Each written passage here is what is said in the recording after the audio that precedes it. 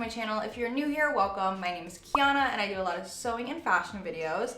And today I have a tutorial and pattern for this loungewear set slash sweat set. Also, if you are interested and you didn't see my video last week, I kind of went through the process of how I patterned this and prototyped and adjusted this. So if you're a pro and you don't need a pattern, you don't need a tutorial, go ahead and check that out. I'll link it on the top of the screen. But for those of you who would like a pre-made pattern, I have that as well. So that is the first link down below. Also, all the supplies and materials needed for this project are also included in that first link down below. I would say this is also a great project for a beginner. So if you haven't done a lot of sewing before, this is a great one to try it out. Also, you guys know that I love to give you a discount code for those of you who are subscribed with those notification bells turned on. So if you would like to get this pattern for 30% off, use the code Loungewear on Etsy. And this code will be valid until tomorrow at midnight Eastern time. I decided to actually use this Sherpa fleece material. It is super cozy. It literally feels like I'm wearing a blanket on my body. It's also very, very warm. This is a little bit more challenging to work with. I just wanted to show how versatile this pattern is. Obviously, from the looks of it, you can definitely use it with a ton of different fabrics. It would look great with like a sweatshirt fleece material. That's actually originally how I designed this pattern, but then I saw this fabric and I fell in love with it. Also, you could use something like a polar fleece, anything that's kind of stretchy and would look good for a sweat set. And then of course, for the ribbing materials, like the cuffs and the necklines and the waistbands, you'd have to use a stretchy, like ribbed material. But all of that information is also going to be in my pattern. Also remember, all the equipment that I use in my videos are all linked down below in the description of this video. But without further ado, let's just get into the tutorial. Alright guys, so of course we are going to start off by printing out our pattern. Make sure when you print that you print out at 100% scale, and then when you're laying out your pattern, do not overlap the sheets of paper, just place them side by sides and then tape them together.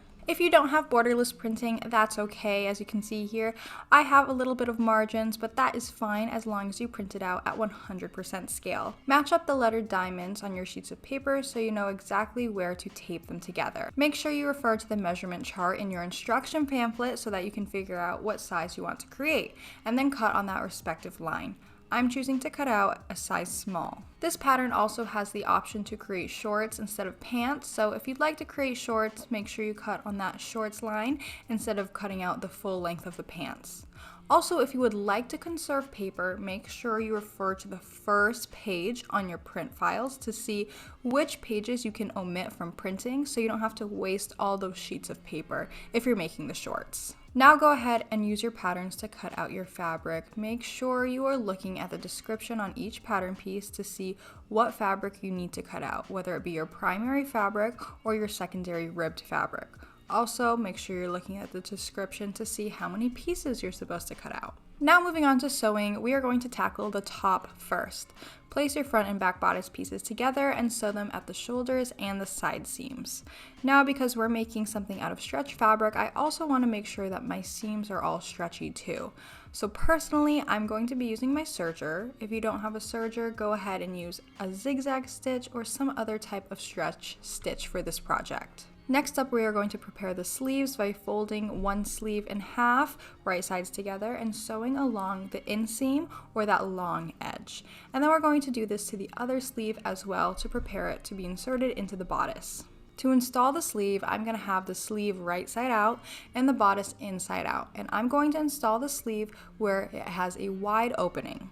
So this wide opening is going to go into the arm side of the bodice. I'm also going to look at where the inseam is, and I'm going to line that up with the side seam of the bodice. The sleeve should fit nicely inside the arm side of the bodice, and then I'm just going to pin and sew around the arm side. And here it is with both sleeves sewn. Now we're going to insert all of the ribbing on this top. So first I'm going to start working with the top waistband. I'm going to fold it in half and sew along that short edge. Now we want to hide that seam we just created. So to do that, we're going to fold this in half and make sure that that seam is on the inside of this. Now we're going to place this ribbing right sides together with the bodice hem, making sure the raw edges are both pointed outwards so that we can sew along the raw edges. You can place that seam of the waistband either on the side seam of the bodice or in the center back of the bodice. And I'm just going to sew along this hem. what's going to happen is the ribbing is going to be a little bit smaller than the actual bodice, so you're going to have to stretch the ribbing as you sew. Now we're basically going to repeat this process for everything. So right now we're going to work on the sleeve cuffs. Again, I'm folding them in half and then sewing them along that edge. I'm going to fold it in half to hide that seam we just created and then place it right sides together with the sleeve. As you can see, it's a bit bulky, so I find it easier to flip everything inside out and sew it this way, because this way the sleeve is not going to be compressed where you can't even get in and sew. And now to finish off the top, it is time to sew the neckline. So again, you've guessed it, we are just going to take the ribbing, fold it in half, sew along that side seam, and then again fold it in half to make sure that side seam is hidden on the inside. Now I have a little bit of a tip for you guys, because the neckline can probably be the trickiest thing to sew. I like to quarter my neckline piece with pins. I just like to divide it into quarters so I can easily match that up with the neckline. So I also like to quarter my neckline, and then I just place those pins together and then pin them in place. This way, when you're stretching the ribbing to match the neckline, you're making sure that you're stretching everything evenly, and then it's not going to pull in any weird way, and it's going to look super nice and professional like this.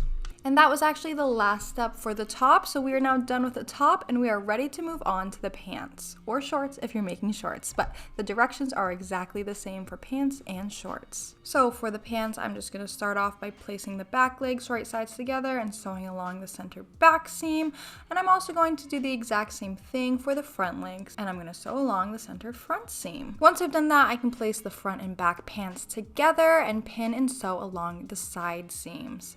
And then after I've done that, I can go ahead and sew along the inseam. And I do have a little tip for you guys who struggle with sewing along the inseam. So my tip is to actually start at the very center, right at the crotch, and go down towards each leg. Start at the center and go one way, and then start at the center and go the other way. And this will help you if you struggle with feeding your fabric into the machine evenly. Here is a little sewing wellness break of Hodge, because he is the cutest, most cuddly dog in the world. And now back to sewing. Now we're going to move on to the waistband of the pants. So again, if you remember how we sewed the ribbing for the top, we're going to do the same thing. We're going to fold it in half, sew along the short edge, and then fold it in half again to hide that seam that we just created on the inside of that waistband. We're going to place it right sides together to the waistband of the pants, and then we're going to sew around it. However, we are going to leave about 2 inches unsewn right at the center back where that seam is, because we're going to insert our elastic after. And the waistband should fit in perfectly to the pants. You should not have to stretch the ribbing while you're sewing. Now refer to your instruction pamphlet to see what measurement of elastic you need to cut. And we're going to fish this elastic through the waistband, and we're going to fish it through that hole that we left earlier. So I'm going to take a safety pin, attach it to my elastic, and use that to help fish it through the waistband. So here's the hole, and I'm just inserting that elastic through. Now we need to secure the elastic to itself. So overlap the elastic 1 inch over the other, making sure that it's not twisted at all before you start sewing. Now I'm just sewing the elastic together by stitching a box with an X in the middle for maximum security and strength. And then at this point, you can just stretch the waistband to hide that elastic inside. Then we're just going to close up that hole that we left earlier by just stitching that closed. And then the waistband is basically done. If you want, you can go ahead and stretch and stitch along the waistband just to make sure that the elastic isn't going to twist while it's inside the waistband, because that can be super annoying. You can stitch it wherever you want. You can stitch it near the top, near the bottom, near the middle, or both, whatever you want. It all looks good. I actually decided to do that for the shorts, but not the pants, just because I don't love how it looks, but I wanted to show you guys how to do it. Just stretch as you sew, and you don't even need to use a stretch stitch for this. Now the very last step for this is to hem your pants, and you have a 1 inch hem allowance. Make sure you also try on your pants before you hem them. So for this, I'm going to actually serge the edge, and then I'm going to use a twin needle on my home sewing machine to create that hem that is able to stretch still. You could use a cover stitch machine if you have one, but I know most people don't, so that's why I'm giving this option. You could also use a zigzag stitch or any other stretch stitch to complete this.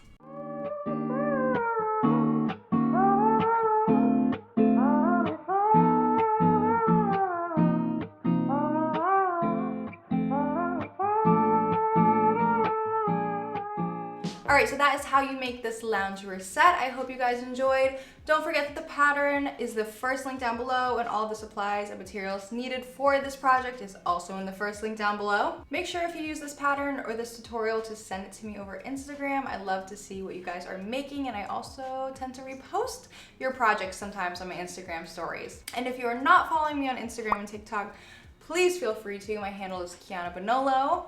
Also, if you like this video, feel free to give me a thumbs up because it's the easiest way to support your favorite creators for free. Also, don't forget to subscribe and turn on those notification bells, especially if you do not want to miss out on my discount codes. Anyways, I think that is everything, so I'll see you guys next time. Thanks so much for watching. Bye!